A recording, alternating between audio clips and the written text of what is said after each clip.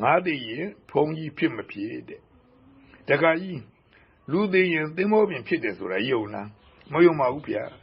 သင်္ဘောသီးကနေလူဖြစ်တယ်ဆိုရင်ရောမယုံပါဘူးဗျာကိုတော့မယုံဘူးနော်နောက်ကြမှာယုံတယ်မလုံးနဲ့လူသိမြေကြီးတဲ့မမြုပ်ဘူးလားမြုပ်ပါတယ်ဗျာမြုပ်လိုက်တော့မြေဩဇာဖြစ်မသွားဘူးလားဖြစ်သွားပါတယ်ဗျာအဲ့ဒီနေရာမှာသင်္ဘောပင်ပေါက်လာတော့အဲ့ဒီသင်္ဘောပင်ကလူသေးတာကဖြစ်တဲ့မြေဩဇာတွေကြောင့်ကြီးထွားလာတာမဟုတ်ဘူးလားကြီးထွားလာပါတယ်ဗျာအဲ့ဒါလူသေးကနေသင်္ဘောပင်ဖြစ်သွားတာအဲ့ဒီသင်္ဘောပင်ကသီးတဲ့သင်္ဘောသီးကိုလူတွေမစားဘူးလားစားပါတယ်ဗျာအဲ့ဒါသင်္ဘောသီးကနေလူပြန်ဖြစ်တာပဲ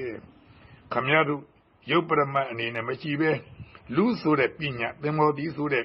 ပညာကနေကြည့်တာကိုပညာအနေနဲ့မကြည့်ပဲရုပ်ပရမတ်ကနေကြည့်လိုက်စမ်းပါ